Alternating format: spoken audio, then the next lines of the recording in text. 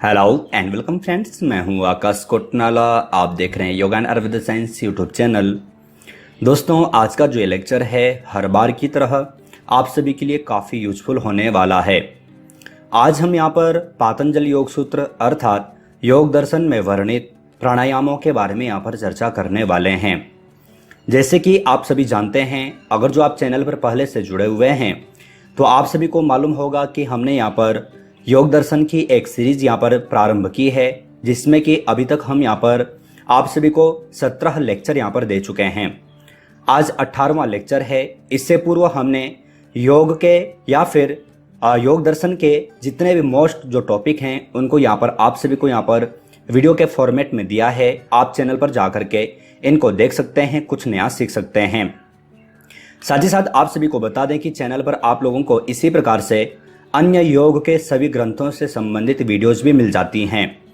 योग के जितने भी ग्रंथ हैं सभी से संबंधित काफ़ी सारे लेक्चर आपको चैनल पर मिल जाते हैं। आप चैनल पर आकर के इनको देख सकते हैं, कुछ नया सीख सकते हैं। आज हम यहाँ पर अष्टांग योग के अंतर्गत जो प्राणायाम जो योग दर्शन में जो व्याख्या की गई है इसके बारे में यहाँ पर चर्चा करने वाले हैं। अगर जो आप लोग इच्छुक हों तो वीडियो को लास्ट तक का जरूर देखिएगा, और आप साथ ही साथ अगर जो आपको पसंद आता है तो आप वीडियो को लाइक करके शेयर जरूर कीजिएगा। यहाँ पर जैसे कि आप सभी जानते हैं, पहले भी मैंने आप लोगों को यहाँ पर बताया था कि जो योग दर्शन है इसमें महर्षि पतंजलि ने जो ये योग दर्शन है, योग दर्शन में साधकों की 3 श्रेणियां बताया है, अधम, मध्यम और उत्तम। लेकिन जो अष्टांग योग है इसके बारे में महर्षि पतंजलि ने कहा है कि जो अष्टांग योग है यह सामान्य श्रेणी के साधकों के लिए बताया गया है। इसके ऊपर मैं आपको पहले भी बता चुका हूं, इन सभी के ऊपर हम पहले चर्चा कर चुके हैं, इसके लिए हम यहाँ पर इसको रिपीट नहीं करने वाले। उत्तम और मध्यम के बारे में मैं आपको बता चुका हूं कि उन साधकों के लिए कौन से साधन बताए हैं। आप चैनल पर जाकर के उन सभी को देख सकते हैं। साथ ही साथ मैंने आपको पहले भी बताया था, क्योंकि हम अष्टांग योग यहाँ पर पढ़ रहे हैं, अष्टांग योग के अंतर्गत हमें प्राणायाम पढ़ना है, तो अष्टांग योग को हमें समझना जरूरी है। तो अष्टांग योग 3 शब्दों से मिल करके बना है, अष्ट, अंग और योग। तो ऐसा योग आप यहाँ पर यह भी समझ सकते हैं कि ऐसा योग जिसके 8 अंग हैं वह अष्टांग योग के नाम से जाना जाता है। आप यहाँ पर देख भी सकते हैं, यहाँ पर एक पातंजलि योग सूत्र के दूसरे पाद के 29 नंबर के सूत्र में कहा गया है, यम नियमासन प्राणायाम प्रत्याहार धारणा ध्यान समाधयोष्टावंगानी। यह महर्षि पतंजलि ने 8 अंग यहाँ पर योग के बताए हैं, जो कि हैं यम है, नियम है, आसन है, प्राणायाम है, प्रत्याहार है, धारणा, ध्यान और समाधि। पूर्व में हम यहाँ पर आसन, नियम, यम, नियम, आसन इत्यादि के बारे में हम यहाँ पर चर्चा कर चुके हैं। आज हम यहाँ पर प्राणायाम के बारे में यहाँ पर चर्चा करेंगे। साथ ही साथ मैंने आपको पूर्व में भी कहा था, फिर से यहाँ पर रिपीट कर देता हूँ कि यम, नियम, आसन, प्राणायाम और प्रत्याहार, ये जो 5 जो साधन है महर्षि पतंजलि ने इनको बहिरंग साधनों के अंतर्गत रखा है। तीसरे जो बचते हैं धारणा, ध्यान और समाधि, इनको महर्षि पतंजलि ने अंतरंग साधन के अंतर्गत रखा है।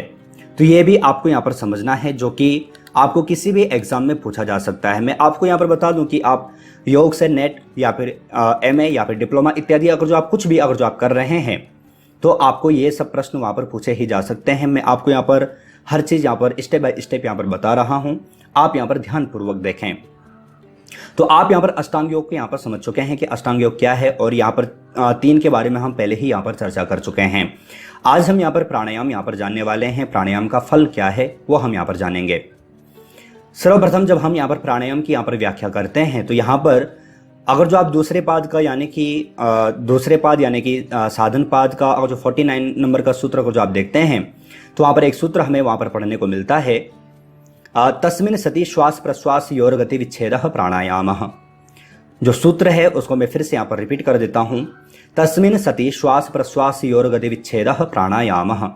अर्थात प्राणायाम क्या है, जैसे कि मैंने आपको पहले भी बताया था कि महर्षि पतंजलि ने कहा है कि उस आसन के सिद्ध होने के बाद श्वास प्रश्वास की गति का रुक जाना ही प्राणायाम कहलाता है। मैंने आपको पहले भी बताया था कि महर्षि पतंजलि ने जो अष्टांग योग है या फिर जो पूरा जो योग जो ये ग्रंथ है इसको स्टेप बाय स्टेप रखा है। सर्वप्रथम यहाँ पर महर्षि पतंजलि ने यम के बारे में चर्चा की थी, अगर जो हम अष्टांग योग पढ़ते हैं। उसके बाद नियम के बारे में चर्चा की थी, उसके बाद आसन के बारे में चर्चा की थी। तो ये सब क्यों कहा है, डायरेक्ट पहले प्राणायाम क्यों नहीं कहा है, तो ये भी हमें यहाँ पर समझना है। हम डायरेक्ट प्राणायाम की साधना नहीं कर सकते। यहां पर इन्होंने कहा है। और आसन भी हम तभी सिद्ध होगा जब हमारा यम और नियम अगर जो हमारा सिद्ध है, यम नियम का अगर जो हम पालन करते हैं तभी हमारा आसन सिद्ध होता है।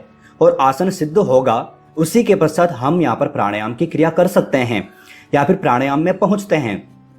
वैसे वर्तमान समय में तो हम मॉर्निंग में उठ करके या फिर अभी तो जब से कोरोना आया है तब से सभी लोग सजग हो चुके हैं, प्राणायाम इत्यादि करते ही हैं।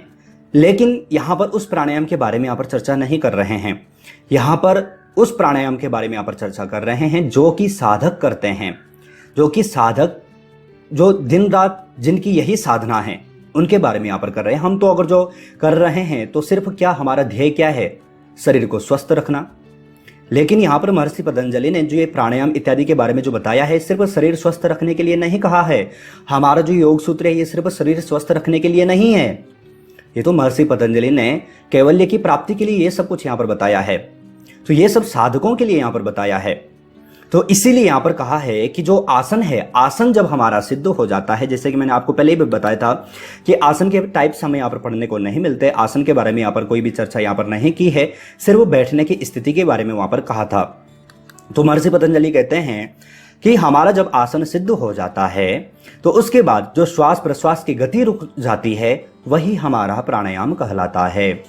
देखो आपको यहाँ पर सटीक मैं आपको यहाँ पर आंसर दे रहा हूँ, आप यहाँ पर ध्यानपूर्वक देखें, आपको बिल्कुल भी यहाँ पर कोई भी कन्फ्यूजन आपका नहीं रहेगा। आपका ये पूरा बिल्कुल यहाँ पर ये जो कॉन्सेप्ट है ये अच्छे ढंग से आपका यहाँ पर हल हो जाएगा। तो यहाँ पर क्या कहा है, आसन जब सिद्ध हो जाता है उसके पश्चात हमारी श्वास और प्रश्वास, श्वास किसे कहते हैं, जो हम अंदर की ओर खींचते हैं, इनहेल, ये हमारी श्वास, और प्रश्वास अर्थात श्वास का निकालना, श्वास का निष्कासन करना, एक्सलेशन, वह क्या है, प्रश्वास है। तो उसकी गति का रुक जाना ही यहाँ पर क्या कहा है महर्षि पतंजलि ने, उसको यहाँ पर प्राणायाम कहा है। आशा है आप यहाँ पर समझ चुके होंगे। अब यहाँ पर महर्षि पतंजलि ने प्राणायाम के प्रकार कितने हैं, कितने प्रकार के यहाँ पर प्राणायाम कहा है वो हम यहाँ पर देख लेते हैं। तो यहाँ पर दूसरे पाद का यहाँ पर 50 नंबर का सूत्र यहाँ पर हमें पढ़ने को मिलता है, वह है बाह्याभ्यंतर स्तंभ वृत्तेर देश काल संख्या भी परिदृष्टो दीर्घ सूक्ष्म। सूत्र में फिर से यहाँ पर रिपीट कर देता हूं, बाह्याभ्यंतर स्तंभ वृत्तेर देश काल संख्या भी परिदृष्टो दीर्घ सूक्ष्म। इसका तात्पर्य क्या है आप यहाँ पर ध्यानपूर्वक देखें। वह प्राणायाम बाह्य वृत्ति, आभ्यंतर वृत्ति और स्तंभ वृत्ति का होता है। साथ ही साथ कहा है देश काल और संख्या द्वारा भली भांति देखा जाता हुआ लंबा और हल्का होता जाता है। देखो यहाँ पर आप ध्यानपूर्वक देखें, जो लोग पहली बार चैनल पर जुड़े हुए हैं मैं उनको बता दूं कि अगर जो आपको लगता है कि आपका जो ये टॉपिक है समझ में नहीं आ रहा है तो आप पुरानी वीडियोस जरूर देख लें, क्योंकि अगर जो आप डायरेक्ट ये लेक्चर देख रहे हैं तो हो सकता है कि आपके लिए थोड़ा कठिन हो, क्योंकि मैं सारी चीज़ें व्यवहारिक चीज़ें यहाँ पर प्रयोग नहीं कर सकता, लेक्चर ज़्यादा लंबा हो जाता है और जिनके ऊपर हम पहले ही चर्चा कर चुके हैं उसके ऊपर रिपीट करके यहाँ पर कोई फ़ायदा नहीं है। आपका भी मैं टाइम बर्बाद नहीं करूँगा। तो इसके लिए अगर जो आपको लगता है कि आपको यहाँ पर समझ में नहीं आ रहा है तो आप पुरानी वीडियोस देख लें, आपको वहाँ पर वो जब आप स्टेप बाय स्टेप देखेंगे तो आपको यहाँ पर सही ढंग से यहाँ पर समझ में आ जाएगा।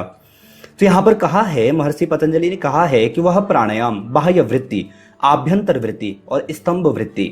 अब ये तीन क्या है इनको पहले आपको यहाँ पर समझना है।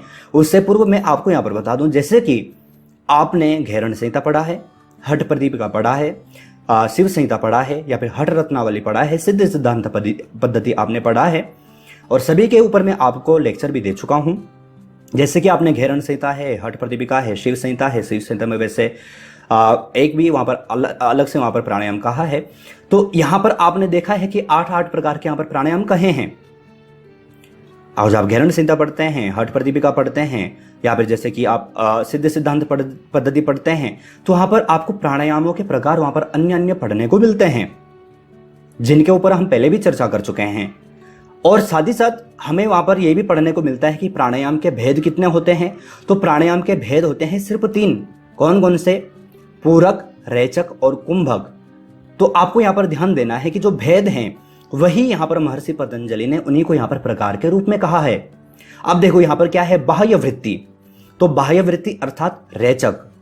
जब हम रेचक करते हैं, श्वास को जब हम बाहर छोड़ते हैं और वो श्वास हमारी बाहर ही छुटी रह जाए, अर्थात आप यहाँ पर ये भी समझ सकते हैं कि बहिर्कुंभक अगर जो हमारा लग जाए तो वह यहाँ पर महर्षि पतंजलि ने बाह्य वृत्ति कहा है।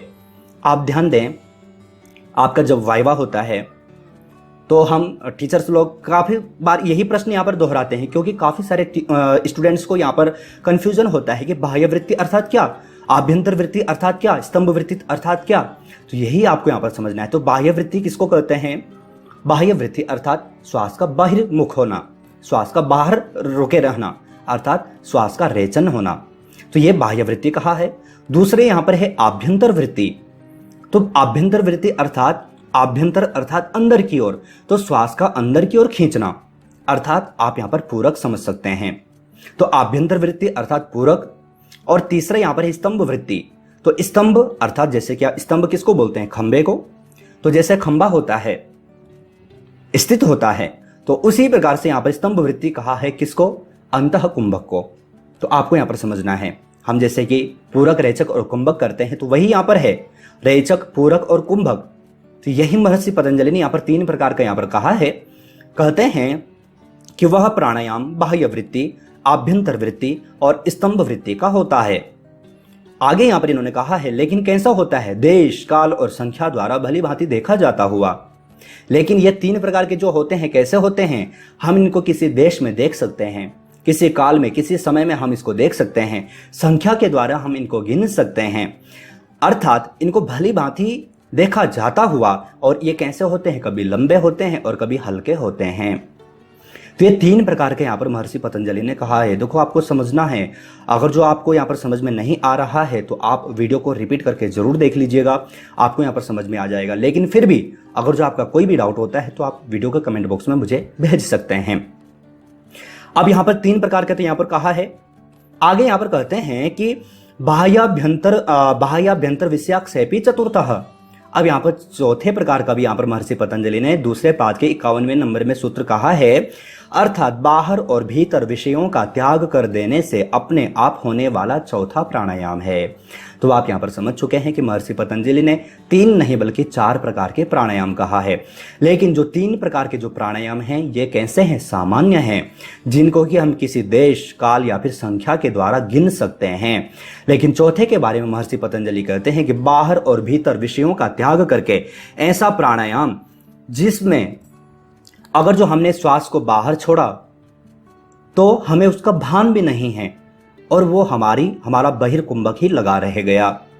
हमने श्वास को अंदर लिया, स्तंभ वृत्ति, हमने कुंभक किया, लेकिन हम काफी समय तक कुंभक ही लगाए रह गए, या फिर हम श्वास ले रहे हैं।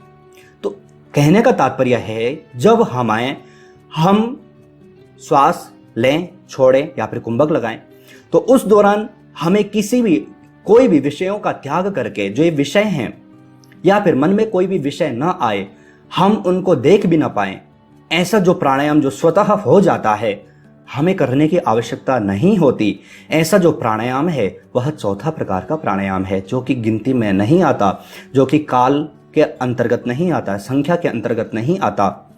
अब आप ये समझो कि ये प्राणायाम किसका होगा? आप और हमारा तो होना मुश्किल है। ये प्राणायाम किसका होगा? जिन्होंने अपने शरीर को बहुत तपा लिया है, जिनकी साधना बहुत कठिन हो चुकी है, उन्हीं से यह प्राणायाम लगता है। आपको ध्यान देना है। देखो, यहीं से प्राणायाम से ही आप धीरे धीरे ऊपर उठते जाते हैं। प्राणायाम का फल क्या है? आपने देखा है, आपको वहां पर भी पढ़ने को मिलता है, हठ प्रदीप गैरण सत्य में भी पढ़ने को मिलता है। प्राणायाम से लाघव, हल्कापन आता है। यहीं से आप साधना मार्ग में आप ऊपर बढ़ते जाते हैं। अंतर जगत की यात्रा आपकी यहीं से प्रारंभ होती है। हमारा जो आध्यात्मिक क्षेत्र है, जो साधक हैं, जो इसमें जो आगे बढ़ रहे हैं, उनका क्षेत्र यहीं से प्रारंभ हो जाता है। लेकिन ये जो चौथा प्रकार का जो प्राणायाम है, श्रेष्ठ प्राणायाम कहा है, जो कि संख्या काल के अंतर्गत नहीं आता है। क्योंकि यहाँ पर क्या है, हम बाहर बहिर्कुंभक लगाया या फिर अंतः कुंभक लगाया, हमें भान भी न रहा, स्वतः ये अपने आप हो जाए। तो इसको यहाँ पर महर्षि पतंजलि ने यहाँ पर चौथे प्राणायाम के अंतर्गत लिया है। आशा है आप यहाँ पर समझ पा रहे होंगे। अब यहाँ पर इसके फल क्या हैं, फल भी जानना आवश्यक है। महर्षि पतंजलि ने प्राणायाम का फल क्या कहा है, इसको हम यहाँ पर देख लेते हैं। तो यहाँ पर दूसरे पाद के 52 नंबर के सूत्र में महर्षि पतंजलि कहते हैं ततक्षीयते प्रकाशावरणम, अर्थात उस प्राणायाम के अभ्यास से ज्ञान का आवरण क्षीण हो जाता है। ज्ञान का आवरण, अब ये क्या है? देखो, अगर जो हमें घर में प्रकाश करना है, या फिर आप देखो सामान्य व्यवहारिक दृष्टांत में आपको दे देता हूं, हम आईना में अपना चेहरा देखते हैं, लेकिन आईना अगर जो निर्मल ना हो, आईना में अगर जो गंदगी लगी हो, तो क्या हम अपना चेहरा देख पाएंगे? नहीं देख पाएंगे। हमें क्या करना होगा? जो आईना है उस पर लगी जो गंदगी है, जो धूल है, उसको साफ करना होगा। अगर जो हम साफ कर देते हैं तो हम अपने आईने में अपना चेहरा साफ देख पाएंगे। उसी प्रकार से यहां पर है, जो ज्ञान के ऊपर जो दीपक है, दीपक जल तो रहा है, ज्ञान है तो सही, लेकिन उस पर क्या पड़ा है? आवरण पड़ा है, पर्दा पड़ा है। इसीलिए हम ज्ञानी तो हैं, सभी मनुष्य ज्ञानी हैं। ज्ञान किसी को दिया नहीं जाता। मैं आपको ज्ञान नहीं दे सकता, कोई भी किसी को ज्ञान प्रदान नहीं कर सकता है, बल्कि जो ज्ञान आपके अंदर है उसको प्रज्वलित कर सकते हैं। उस पर जो पड़ा हुआ जो आवरण है उसको छीण किया जा सकता है, ज्ञान प्रदान नहीं किया जाता है। आपको ध्यान देना है। तो यहां पर भी वही कहा है, उस प्राणायाम के अभ्यास से ज्ञान का आवरण क्षीण हो जाता है। हमारे अंदर हमें जो ज्ञान है उस पर जो पड़े हुए जो पर्दे हैं, पर्दे किसी भी प्रकार का हो सकता है, अज्ञानता का पर्दा हो सकता है, किसी भी प्रकार का पर्दा हो सकता है, तो प्राणायाम के माध्यम से, प्राणायाम की साधना करने से वह जो आवरण है वह क्षीण होता जाता है। क्षीण का तात्पर्य क्या होता है? जैसे कि धीरे धीरे समाप्त होता जाता है। तो ये आपको यहाँ पर समझना है, यह क्या महर्षि पतंजलि ने प्राणायाम का यहाँ पर फल कहा है। देखो, मैं बार बार कहता हूँ कि महर्षि पतंजलि ने, अगर जो हम योग ग्रंथ अगर जिनको ढंग से पढ़े तो व्यवहारिक दृष्टि में तो चलो ठीक है, हमें काफ़ी सारे इसके लाभ हैं ही, लेकिन देखो हमें अंतर जगत की यात्रा को जो हमें करनी है तो कितना हमें इनका कितना लाभ हमें यहाँ पर प्राप्त हो सकता है। अगर जो हम ध्यानपूर्वक देखें, ध्यानपूर्वक अगर जो इन ग्रंथों को समझें तो कितना ज्ञान हमें प्राप्त हो सकता है, हम अपना आध्यात्मिक क्षेत्र हम पक्का कर सकते हैं। ये आप यहाँ पर देख सकते हैं। यहाँ पर प्रत्येक सूत्र में हमें कुछ ना कुछ नया यहाँ पर पढ़ने और जानने को यहाँ पर मिलता है। तो यहाँ पर आप यहाँ पर समझ चुके हैं यहाँ पर महर्षि पतंजलि ने क्या कहा है, आप यहाँ पर देख सकते हैं। और भी इसके फल हैं जिनके बारे में हम आगे यहाँ पर चर्चा करेंगे। आगे भी यहाँ पर जो अष्टांग योग के अंतर्गत और भी यहाँ पर जो लेक्चर छूट रहे हैं उनके ऊपर भी हम यहाँ पर चर्चा करेंगे, वहाँ पर भी उनको और अच्छे ढंग से यहाँ पर समझने का प्रयास करेंगे। आगे जैसे कि आप सभी जानते हैं कि जब हमारा जो लेक्चर कंप्लीट हो जाता है उसके पश्चात हम कुछ प्रश्नोत्तरी सीरीज आपको यहाँ पर देते हैं, जिनके आंसर आपको यहाँ पर देने होते हैं। तो यहाँ पर प्रथम प्रश्न आप सभी के लिए यहाँ पर है, निम्नलिखित में से योग सूत्र में वर्णित प्राणायामों की संख्या है। मैंने आपको पूरा लेक्चर यहाँ पर समझा दिया है, पूरा मैंने आपको यहाँ पर समझा दिया है। आशा है आप यहाँ पर सही आंसर यहाँ पर दे पाएंगे। ऑप्शन आप सभी के लिए यहाँ पर है 3 या फिर 15 या फिर 32 या फिर इनमें से कोई नहीं। तो यहाँ पर आपको यहाँ पर सही आंसर यहाँ पर देना है। आपका जो भी आंसर होगा आपको यहाँ पर सही ढंग से यहाँ पर कमेंट करना है। देखो, मैंने आपको पूर्व में ही समझा दिया है, आपको आप कन्फ्यूज्ड हो, ये सही नहीं है। दूसरा प्रश्न आप सभी के लिए यहाँ पर है, निम्नलिखित में से योग सूत्र के अनुसार प्राणायाम है बाह्य वृत्ति, आभ्यंतर वृत्ति, उपर्युक्त दोनों या फिर इनमें से कोई नहीं। इसका भी आपको सही आंसर वीडियो के कमेंट बॉक्स में भेजना है। जो भी आपको यहाँ पर लगता है, मैंने आपको पूर्व में ही वीडियो में सही ढंग से इसको समझा दिया है। तीसरा प्रश्न आप सभी के लिए यहाँ पर है, निम्नलिखित में से प्राणायाम किस साधना के अंतर्गत निहित है? बहिरंग साधन या फिर अंतरंग साधन, उपर्युक्त दोनों, इनमें से कोई नहीं। पूर्व में ही मैं आपको यहाँ पर इसको भी ढंग से समझा चुका हूँ। आशा है आप इसका भी सही आंसर यहाँ पर वीडियो के कमेंट बॉक्स में यहाँ पर भेज पाएं। साथ ही साथ जो लोग चैनल पर पहले से जुड़े हुए हैं उनको मालूम है, जो लोग पहली बार यहाँ पर चैनल पर जुड़े हुए हैं उनको मैं आपको बता दूं कि चैनल की ओर से यहाँ पर 2 बुक यहाँ पर पब्लिश की जा चुकी हैं। एक में आपको 500+ MCQ मिलते हैं, एक में आपको 1000+ MCQ मिलते हैं। ई बुक फॉर्मेट में हैं दोनों, जिनमें कि योग के लगभग 10 से 15 ग्रंथों को हम यहाँ पर कवर कर चुके हैं। 10 से 15 ग्रंथों से संबंधित आपको यहाँ पर MCQ मिल जाते हैं।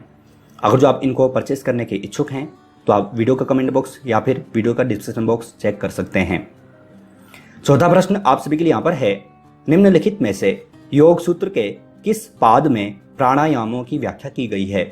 समाधि पाद, साधन पाद, विभूति पाद या फिर कैवल्य पाद। आप सभी जानते हैं कि योग सूत्र में यानी कि योग दर्शन में 4 पाद हैं। और पूर्व में मैं आपको बता चुका हूं कि प्राणायाम कौन से पाद में व्याख्या की गई है। आशा है आप इन सभी प्रश्नों के सही आंसर यहाँ पर दे पाएंगे। अपना कमेंट आप यहाँ पर सही ढंग से यहाँ पर दे पाएंगे। आप सभी के जो भी कमेंट होंगे वो हम यहाँ पर रीड करने वाले हैं।